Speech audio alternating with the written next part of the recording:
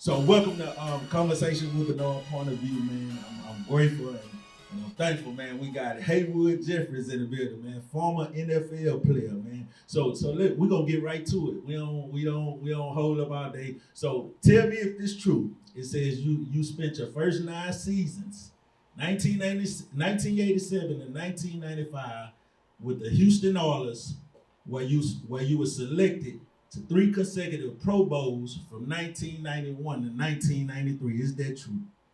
Sounds good to me. Yeah, okay, that's true. Okay, so he said that's true. So let me ask this: in 1991, it say you led the league in receptions and was the first team All Pro. Is that true? Yeah, that's true too. Okay, okay. Let's ask one more question. 1996, you spent that season with the New Orleans Saints. Sure did. Okay, so he said he spent that season with the New Orleans Saints in 1996. So now we about to get to the question. Okay, the first thing I said I was going to ask you, I believe we talked about this before when I ran across paths with you. I said, how was it when you first found out you was getting drafted to the league? How was it? Tell us about that experience when you first found out that you was getting drafted to the league. Well, it's kind of funny, when you're in the process of going through a draft, being a senior and getting your preparation ready to go to the combines. Of course, you're excited, when you talk about the combines, they saying these are one of the players they're going to draft that invite you there. It's probably about 300 to 350 guys that get invited to the combine. And back then it was 12 rounds. So a lot of guys were going to get drafted. Gotcha. So I knew I was going to be one of the guys to get drafted, but I didn't know where I was going to get drafted. But once, the first year, I think it was 1987, is when the combine started, where all the guys came together. So now this was a little different in the past, how they would go through the draft. They just go through the schools and just kind of go through their draft board. But now you get a different side of it. Now the television is getting involved. ESPN is starting to come along. These different networks, and now you put in front of the camera. Okay. So, yeah, it was a very exciting thing knowing you're going to get drafted. But the toughest part about guys when I started during those times where you just didn't really know. I think the only guy that we knew was going to be the top player was Vinny Testaverde. That went to Miami. We know he was going to be the number 1 pick. But after that, nobody really knew. Gotcha. No, not the way they know now. But gotcha. It was a very exciting moment. So let me ask you this. When you got drafted in the league, did you come from a home that was already had it, or you was a person that went to the league that came from nothing? Let me ask that. I talk to my wife about that a lot, to say that what is not having nothing, what's having a lot in between. If you're coming from a family of 16 sisters and brothers, 11 girls and 5 boys, so they consider us not really having nothing. Gotcha. But to me, I had everything. I had a mother and a father, and you usually don't have the mom and the dad and the family. So yes, I would never go back and say I did not have nothing. So that you had a hell of a support system, because yes, that's even coming where I come from the neighborhood, from the ghettos or whatever.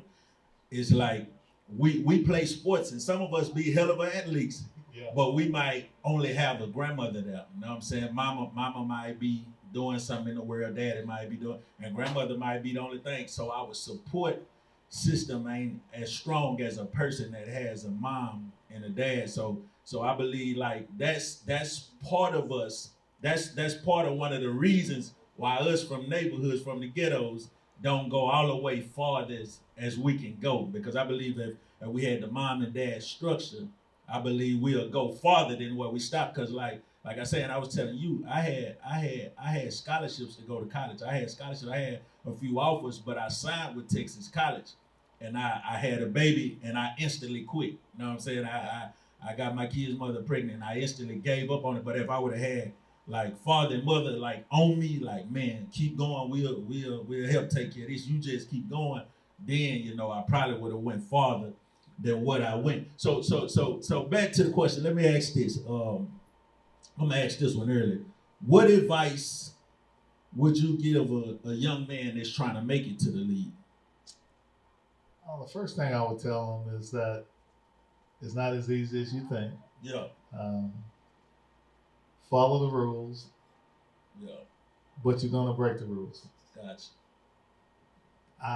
It's always second and third chances. Yeah. But you have to tell yourself, when does it stop? For sure. So I being a coach and watching it from a player's perspective and a coach perspective, you have to give the guys second and third chances because they're young, they're inexperienced, and they like babies, and they still out there searching to become an adult, and that's not easy. Yeah. When you're leaving home and you go into a new environment, so you're gonna have a lot of chances. But the main purpose of I would tell any young man that's going to school and trying to put himself in a position to go to college, yeah, is to really just talk to the people that are around you, that you grew up with, your teachers or your mentors or your brothers or your sisters or whoever, because you're gonna go through that tribulation somewhere during that time. And we know whether it is dealing with girls, dealing with grades, dealing with professors, and definitely having problems with your coaches. Okay, I got you. So when you was in the league, right? You was a Hall of Famer, right? So if you was a Hall of Famer, that means you was cold. In your time, you was cold, right? You was cold. You did your thing, whatever. So let me ask this: as a great player in the league, as a person that made a name for himself in the league, what was the temptation like being a hell of a player? Temptation, of course. Yeah. It's more money, more fame, more of everything. I was fortunate to have a wife and have 2 kids along the way, but it's temptations all around the place. When you bring God up, we always use to bring up God is like, I'm in trouble. Can you get me out of this? Instead of hey, we don't pray for the things while it's going good. We only pray, it seems like, when they're going bad. Yeah, for sure. And I've had those type of situations at times, but I had a strong backbone, and I contribute that to my wife and my kids. And of course, my mom, she passed away at 56. Yeah. Believe it or not, I had a very, very strong foundation with my mom when she passed away, because my dad was such a big part of my life, my inspiration, and my brothers and my sisters. So I had a great support surroundings with me as I was growing and going into the college and going through the pro ranks. Gotcha. So, the pros is not easy to get. It's not easy to get there. It's much harder to stay there. Okay. And there's so much temptation. Not just saying this is about the money. It's about everything that comes around with it. Your time, just what you can do and what you can't do, and what you can think you can get away with, and those type of things. So it's a great experience, but at the same time, you have to take a seat back. Sooner or later, you're gonna have to grow into a man and start doing the right thing. All right, gotcha. So again, as one of the top players in the league, did the lead? How can I say it? Did it make you arrogant, or it humbled you? Because some guys, they get there and they like, man, we God now. We ain't human no more. We God. The world is ours. So how did it have you? Well, the receivers are they divas, that. Yeah. So they think they gods anyway. So I'm not gonna take myself away from it. I guess when you're playing well and when you're doing well, you think the sky's the limit. Yeah, I did. I thought I was a great player in my mind, but I knew it was all, of course, your peers, kind of figure that out by selecting you to Pro Bowls and that type of thing. I did get mad at one time. I led the conference and receiving, and they didn't even pick me for the Pro Bowl, Yeah. and I didn't understand it. Then this vet came up to me and told me like, "Hey, we don't take puppies. Yeah. You know, you got to earn your stripes." Gotcha. And that's when I knew then that this is serious. You know, that hey, the veterans don't mess around. You know, these guys, you got to get their respect. Yeah. Okay, so let me ask this: in your time playing in the league, who would you say was the greatest receiver? If you don't pick yourself. Oh, of course, I wouldn't do that anyway. That would be too selfish of me. But I would pick myself. Just kidding. Yeah. No, you know, Jerry Rice is a standard. Yeah, right. And he's unbelievable. Yeah. No fault of mine. They all are great. And anybody's in the NFL, to me, if you make it, you one of the greats. Yeah. But Randy Moss, to me, was my kind of body build.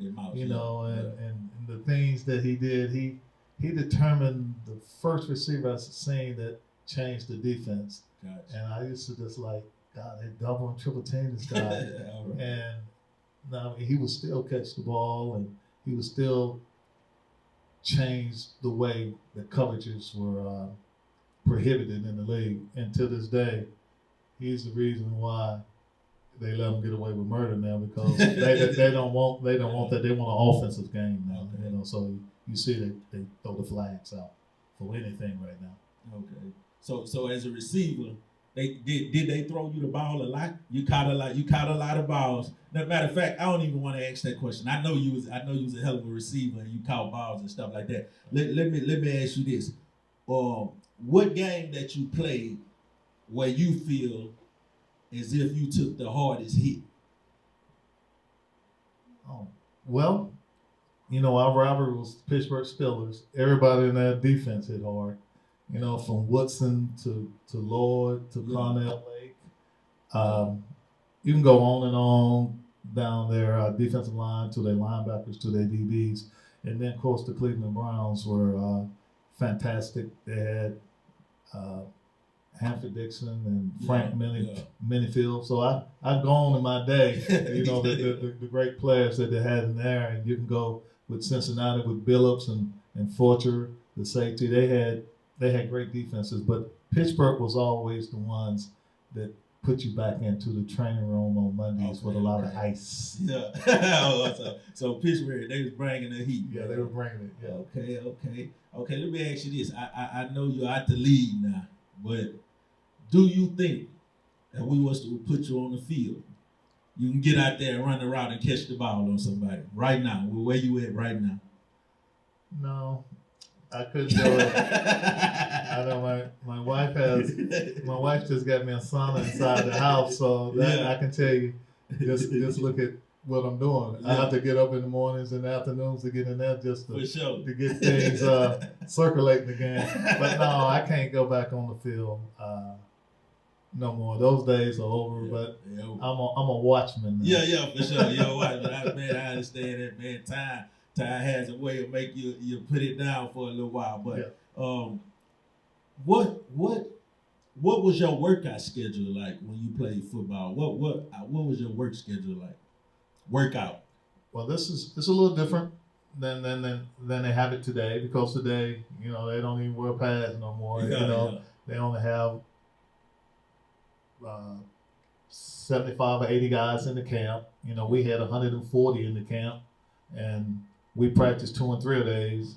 They won a days. So my training was, even during the off season, was maybe 3 to 4 times a week. I used to just, I would go home in the off season. We did it the hard way. We get on the road and start running, and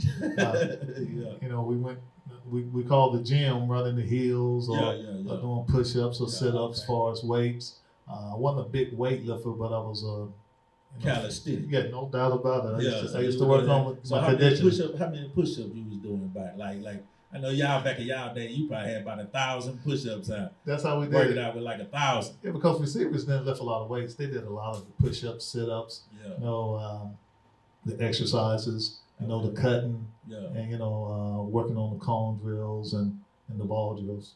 Okay. So what age was you when you first picked up a football? I was 6 years old, and my favorite position was linebacker.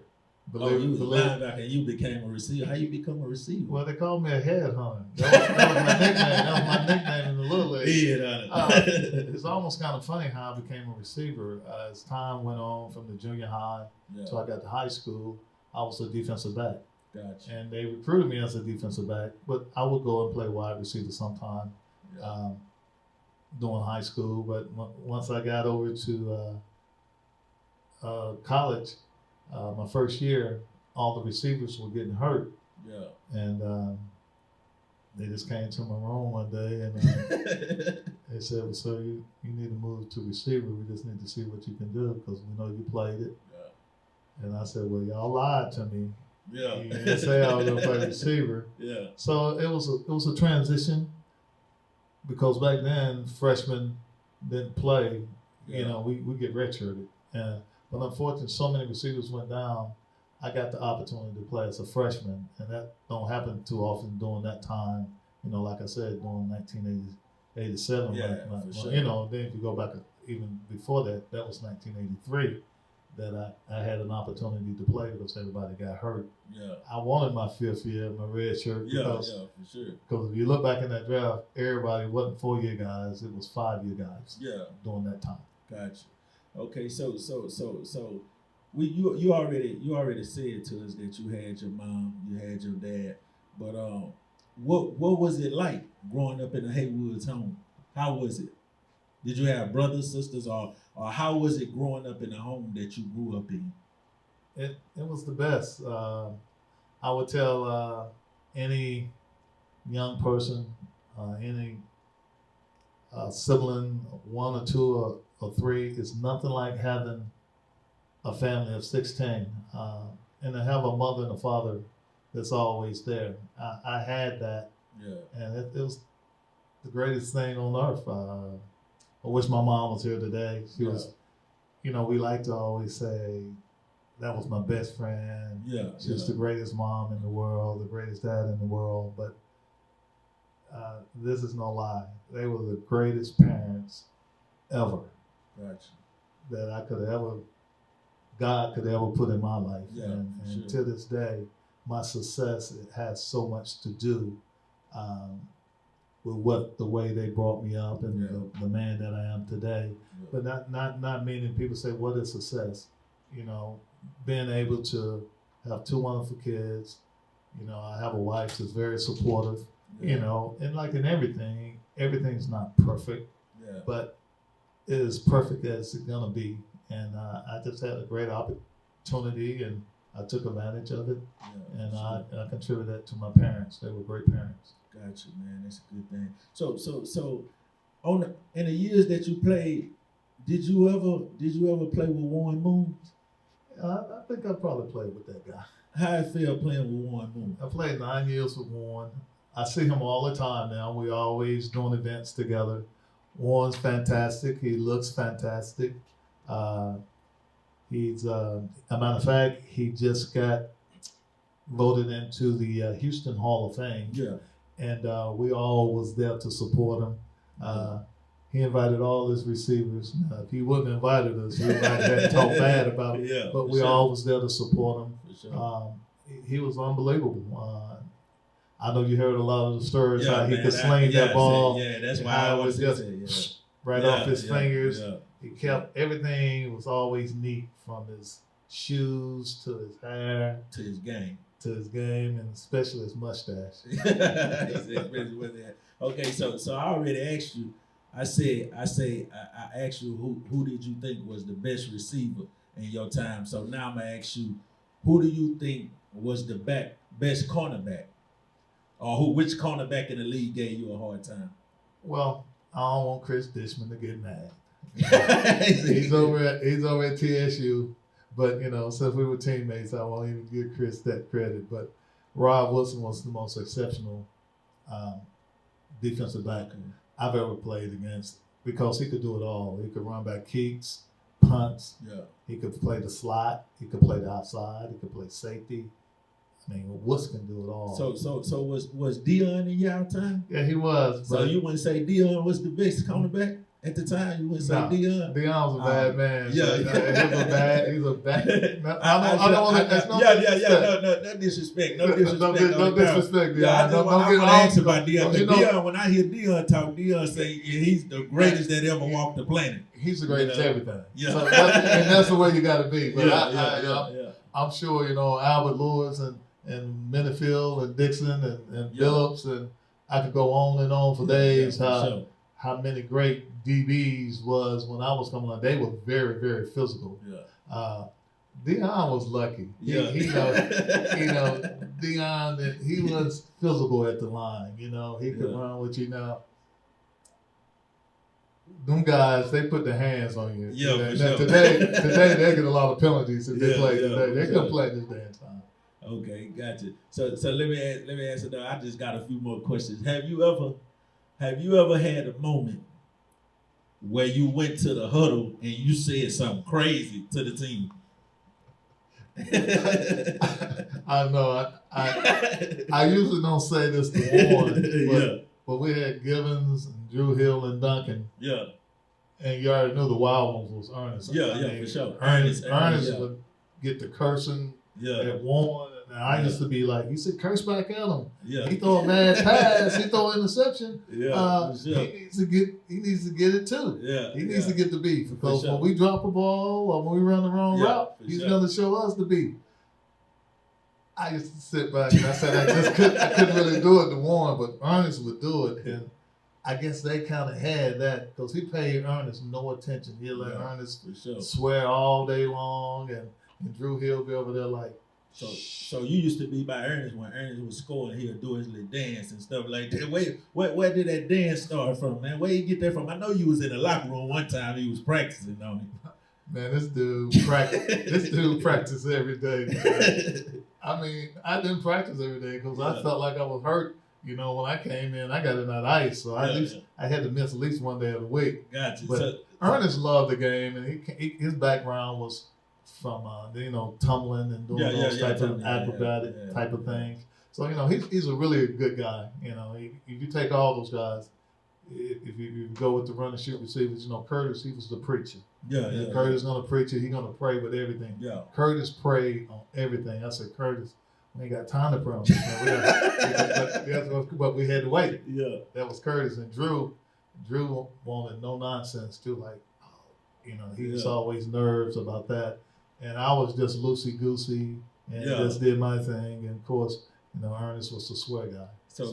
So Ernest had a dance when he scored a touchdown. What about you? Did you ever have a dance when you scored a touchdown? Or did you have something that you do when you score a touchdown? You see these boys, they'll throw up the prayer hand, some will kneel, some will jump up, some will turn and flip. What was your signature when you scored a touchdown? I used to always just, slam the ball or throw my hands, rotate them. Or then I did this one dance and he said, man, you need to move your hips one time to do it. And I kind of did this. And my dad said, that's not good. It's not good for TV. So I said, I didn't do that no more. I said, I just stay with the slam. So who told you to move the hips when you do it, when you score a touchdown? Ernest Givens? Yeah. So Ernest was trying to get all y'all to do something. Yeah, have a dance. Yes, he did. Okay. And what round pick in the draft you was in? I believe, did it say first round? You was in the first round, right? Yeah. Well, my dad used to go brag on me a lot and saying, not only he was a first round pick, but he was the first receiver taken in the draft. So at that time, I was ranked the number one wide receiver coming out of college, and that's probably my biggest accomplishment to me because when I got that label and they said I was the best receiver in college in '87, coming into the draft, I just thought that was the greatest thing could ever happen to a kid just coming from a big family and his dreams are coming true and mom and dad waiting so long for something like this to happen. I think in their own way that they kind of rode me through that path. Yeah. So Did you come from North Carolina State? That was the college. What college you came from? Yeah, North Carolina State, the one that whooped on you guys. Yeah, the five slap demo. I was there my first year. I came into national championship. I mean, look, all I know that y'all was so mad that y'all were ready to run people over in the street. They went crazy. They ready to get Guy Lewis out of here, wasn't they? Yeah. So how was it? How was it at North Carolina at the college before you made it to the league? Or let me ask this: when you was at North Carolina, did you know for sure you was going to the league? Did you know that for sure, or you start finding out as your years later down, your years start ticking out, or your time start ticking out? Yes, it's a process, like you said in the NFL. The migration to going from your freshman, sophomore, junior. Yeah. And during my junior year, Noah started saying this guy has the potential to be one of the guys to get drafted. And then as I became a senior, I knew right then that I was going to get drafted, but I didn't know where. And then as I went through the combines, as the tabulations came out, started telling me, hey, this is going to be the first receiver taken in the draft. He has moved at the top of the board at the receiver. So they let you know. Yeah. And so I knew as time went on and as the process. Okay. So out of all the sports we have baseball, football, golf, we have tennis, we have basketball, we have hockey, we have all this stuff. What made you pick up a football? I still don't know why I did it because I was such a basketball guru. Yeah. I mean, even when I was in high school, it was the number two team in the nation. We had Danny Manning that I played with. He was the number one pick overall with the Clippers. Yeah. When he came out, we had such a great basketball team. I thought that's something I wanted to do. Yeah. But as time went on, it turned out to be the best thing for me, and I have no regrets for not picking basketball or whatever. But I feel good when I'm. So you was a basketball player too? Oh yeah. God, so was you good or you was just a player out there? Was you good like you was at football, or you just was a player that was out there just playing? Hey, I got MVP in the regionals and I got MVP at the state championship. Oh, so you was an all sportsman, really? Yeah, track guy too. Track too? Yeah. Man, so you was an athlete then. You was all around all American. Well, when you retire and when you can talk about things, you can talk about yourself and make yourself feel good. So I'm gonna make myself feel good now. I ain't gonna say I can do those things that I used to do. Yeah. But I consider myself as one of the good athletes, or you want to call great athletes. Yeah. I was a really good athlete, and I was able to do different things, and it came easy for me on some of the things. But I never was a baseball player, but tennis, I could do that. I was really good in tennis, and just playing recreational sports. Okay, so now that you put football down, if you see, like say a kid with potential, could you direct him into being great, or direct him into helping him get his skill up to point to where he be something special to it could be little league, or it could be high school, or it could be special to college, or the pros. Do you have like the wisdom to give him, cause like some of us, it's like I could be done play basketball, but I still don't know how to coach. You know what I'm saying? I see this all the time. I could be one of the. I used to play basketball, and I led high school in my district in scoring, and I never watched basketball in my life. Never sat down and looked at, this, never had a favorite player, then I was just doing it. You know what I'm saying? So like, I'm asking, like, do you have the wisdom, even though you put the ball down, man, this kid got potential. I can show him, I can give him something to spice his whole game up.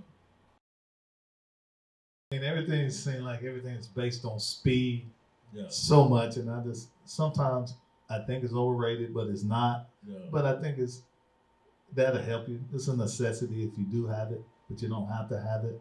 But I do think that I could probably give some pointers to say, hey, this is a good athlete. This guy has the potential to get a scholarship. Now, as far as what the expectations from there is going to be up to him. But I think I could work a guy that I said has the potential, and I think I could get him there. But don't take it for my word. I'm not going to say, because every football player, because he's played, just like you said, a basketball player, saying, oh, because I played the game, meaning that I could go and be a scout and direct it. Yeah. To me, that's the hardest. The hardest thing to do when because we know today scouts move all to different teams and different leagues all the time. So I think that's the hardest thing to do is, what do I determine a first rounder to the seventh rounder? Because sometimes that seventh round guy just come from nowhere. If you look at it today, Jefferson should have been the number one receiver from Minnesota, but then you look at Chase. Well, is he better than Chase? Yeah. So it's going to always be like. So I say it's all these guys are great, and at the end of the day, Kansas City said they don't have the best receivers, but they have the best team, and all they do is win the AFC Championship and go to Super Bowls. And then they got a guy back there that they're directing that runs the show, Andy Reid and Patrick Mahomes. Gotcha. Okay. And spending your time in the league, how many different teams did you play for? I know you spent most of the time with the Oilers, right? Yeah. Then you did the Saints. Wasn't it one more team that you played for? Yes, it was funny. I went to Jim Moore, and you can imagine what kind of guy Jim Moore was when he was coaching for the Saints. He was a head case. That was just Jim. And then Mike Dicker came and during my time, and I stayed hurt pretty much after the third game there. And Mike Dicker was something else too. I ain't got but good things to say about the guy, but I ain't gonna go woulda and shoulda and coulda. And then I went to Chicago, where my injuries just couldn't keep up with my body, and I knew then it was time. So I went through another training camp, a couple of preseason games, and I finally knew your body told you that it wasn't for me no more. Which I wish I could have kept going. You want to get as much as you can out of it. Yeah. Okay, gotcha. So I got a few more questions. We almost done, but This something personally too. I want to know, like, as a person that just be sitting around, I be having thoughts. How did the people act toward you when the money came? Oh man. That's a question that I think this is funny. When I came in, I made $100,000. You get $100 million today. So $100,000 was a lot of money. If you got $150,000 to sign, it was the most money I ever made. It could have been $20,000. At that time. You imagine been during the '80s, but that's something that's not going to ever stop. I mean, that's just. When you have a big family and when you have friends and things, and you try to enjoy it with everyone, but sooner or later you have to be smart too, because you look, and of course back when I played, there was no guarantees. Guys were getting cut training camp, first year, when they were playing in the season, during the regular season, so nothing was guaranteed. So I mean, it'll never stop, and that's just the way it is, and it's nothing wrong with it. And I would rather have somebody ask me for something if I got it than if I don't have it. So no, it's a very, very positive thing. So I don't like those stories when they come out and say so and so. Well, look, your boys and your sisters and your brothers, and those are your biggest fans, and they're a big part of got you there. And sometimes it's going to be no's, and that's okay. But at the same time, there's nothing wrong with sharing the wealth. And please do. But please at the same time, please do understand where you stand too. and your financial gotcha. stability. Yeah, for sure. So as a Hall of Famer, as a great receiver in the league, how did you feel when it come to taking losses, like in a game, losing the game? How did you feel? I'm a wow, boy, that Buffalo loss. Boy, the Denver loss, the Buffalo loss, and the Kansas City loss. We started off with Denver. We went to Mile High, and somehow we lost a 24-3 lead. Okay, didn't think it's gonna happen again. Yeah. The following year, we played Buffalo. They lost a 32-point lead. Yeah. Then we go to Kansas City. We dominated 3.5 quarters, and somehow we found a way to lose that game. Yeah. We didn't lose it. We wasn't up by 30, but it felt like we was up by 30. Yeah. But we've had some very tough losses with the Oilers, and we left a bad taste in the mouth, and that's probably one of the reasons why the Houston Oilers are not here today instead of being the Texans. But we take it for what it is, and we wish we could have stayed here to be Houston Oilers and instead of the Texans, but that's okay. Yeah, okay. We were sitting in the neighborhood the other day, and I was talking to Joe, and OG Joe. He threw a question out there. I say, man, I listened to him. He didn't know I was listening to him. I say, I'm gonna ask Haywood that question. Yeah. He says, if you winning, what will keep you winning in the game? If you winning, what will keep you winning? I liked that question. So that's the only thing he said out the whole day that I took, and I say I gotta ask Haywood when he come on. If you winning as a Hall of Famer, as a great receiver, if you winning, what will keep you winning? Joe answered the question too. I know. Lorenzo White would say, "Keep running the ball." Yeah, he say, "Hey, I thought that we got complacent. You got to stay focused. Yeah. That's one thing about the Oilers. I think anytime you have a lot of talent, it works more against you than it works for you. Because we can go in the playoffs. We can watch Detroit Lions. With San Francisco dominated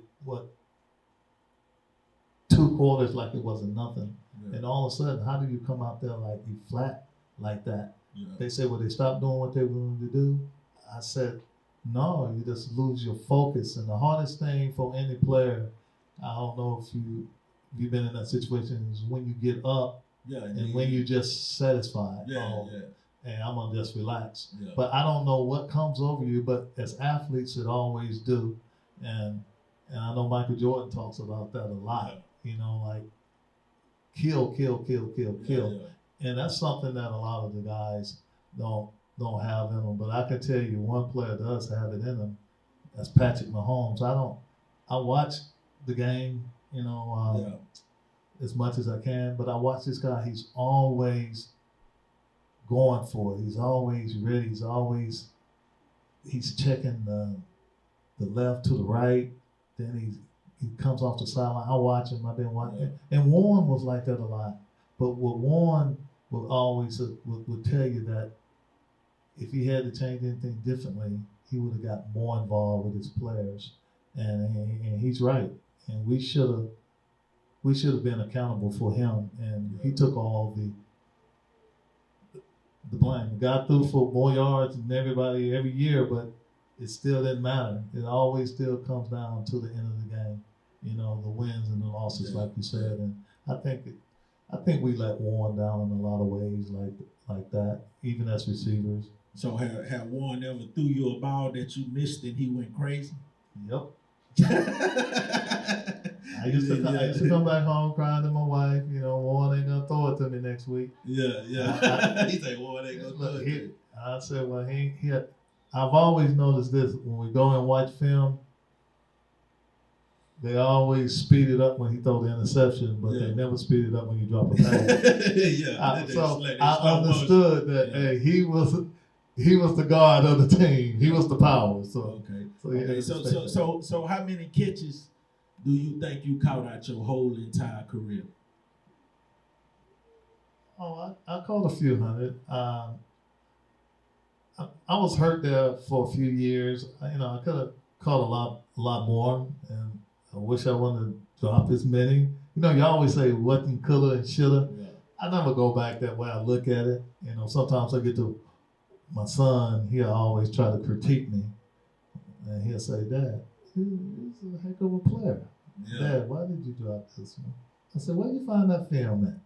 I just put it online and just, you know, they show everything on the internet now. You want to talk about? I said, "Why you want to talk about the one I dropped?" But that's what I want everybody to know. That's not a negative. It's a positive, because you don't want that to happen again. And I always told my son, I've always tried to eliminate, you know, the drops for a receiver. Yeah. They talk about it because in this league, you don't get paid unless you put numbers on. Yeah. And I could say that I was at the top of paid receivers when I was playing the game. Okay, so as a receiver, it's another question I ain't get to ask. What's your first touchdown feel like? Your first touchdown ever in the league? Oh, it's against the Cleveland Browns. And if you this is kind of funny. Yeah. You know the back shoulder pass that they do all the time, the back shoulder? Yeah. That's copycat of us. Yeah. We call it the fade stop. Yeah. And that was perfected between me and Warren. We worked on that play every day. And, you know, it's a copycat league. You know that. So we can say that play right there was my first touchdown. It was against Cleveland Browns and that ugly stadium that they had with the grass 10 foot high and then you're digging the clicks. It's like you're in the mud. But yes, that was a great time for me. Great celebration. And then, you know, of course, once you get your first one, it becomes much easier. Okay. So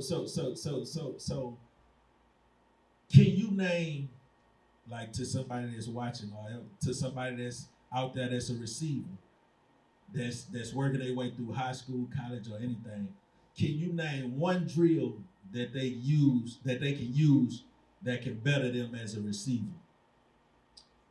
I've always like the ball drill is where they tell you to turn your back, and then they throw the ball, tell you to turn around. I think that's just your instincts and your reactions.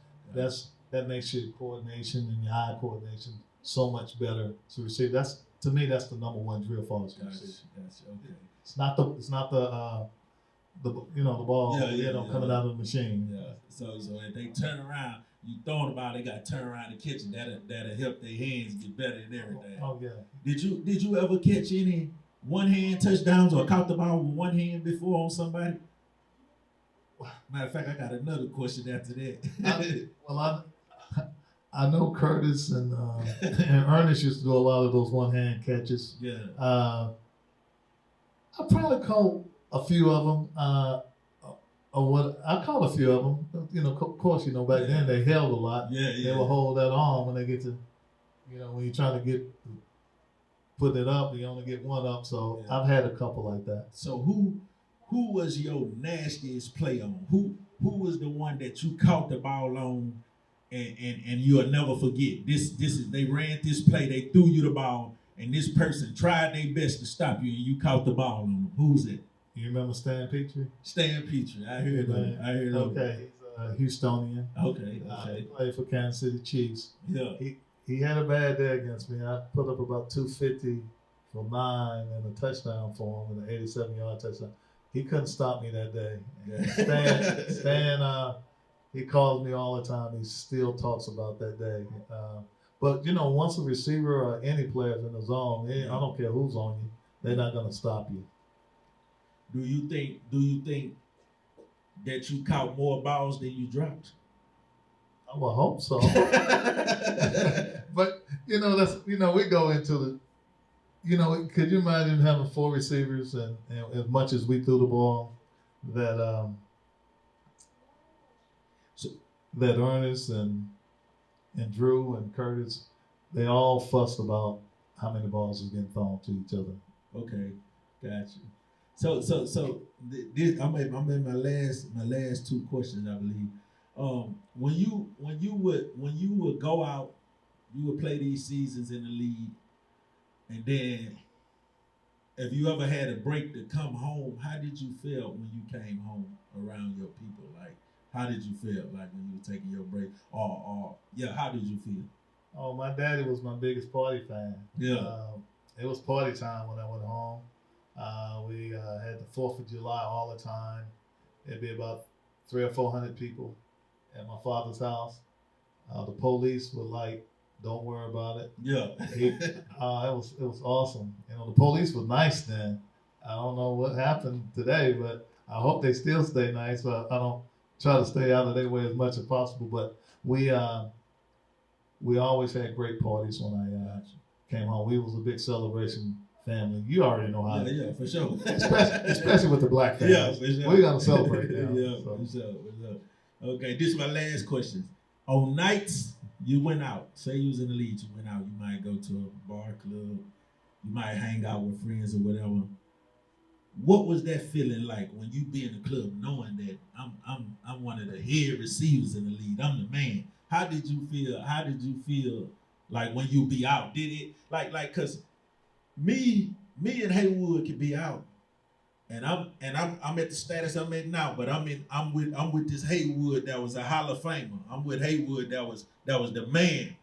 I would feel normal, but I'd be like, man, I'm with Haywood. But you know what I'm saying? How would Haywood feel like knowing that he the man?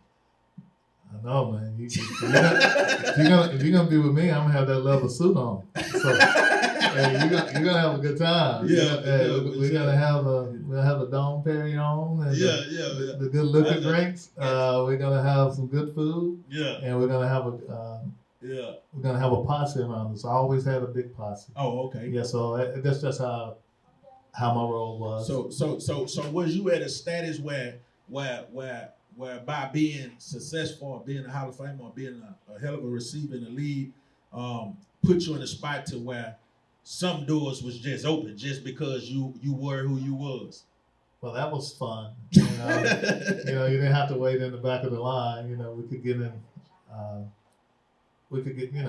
I could move to the front, so that was a good thing. Oh, okay. So, what are you in? Any accidents as a child? Did you have any accidents as a child? Yes, I've had several accidents as a child. The cars didn't do me so well.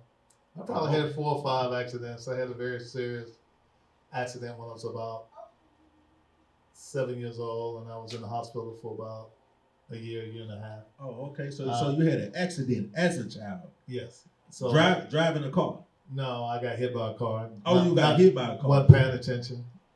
How old was you? I was 7. Oh, bad hit? Yep. I messed my back up and I broke my leg pretty severe. They didn't think I was going to be able to walk on that leg right again, but I wound up being the fastest at the school. So yeah. They put those bionic $6 million man screws in. Yeah. So man, if you got hit by a car at 7 and you went through all that and you still came out, know what I'm saying, to be a Hall of Famer, that should let the whole world know that it's nothing impossible. Know what I'm saying? If you try, you can make it, man. Because to go through that and still be, like I say, one of the biggest receivers in the league. Know what I'm saying? Like, and still, I mean, that ought to show somebody out there that it don't matter what you go through. If you alive and breathing and you able to operate, man, it's a chance that you can still be successful. So we're at the end of the podcast, man. Anything or any advice, any knowledge you want to give a receiver out there, Haywood, before we shut this down? Your last words from Haywood. Okay. To all the receivers out there, I know the high school is getting ready to get started. Hey, work hard, work on your craft every day, watch film, watch more film. A lot more films is going to make you better because the next guy is out there trying to get where you at. So you know he's working hard. So keep going at it. Good luck to all you guys that's coming out. And I wish you guys the best. Thank you everybody for tuning in with Conversation with Bernard and Point of View, man.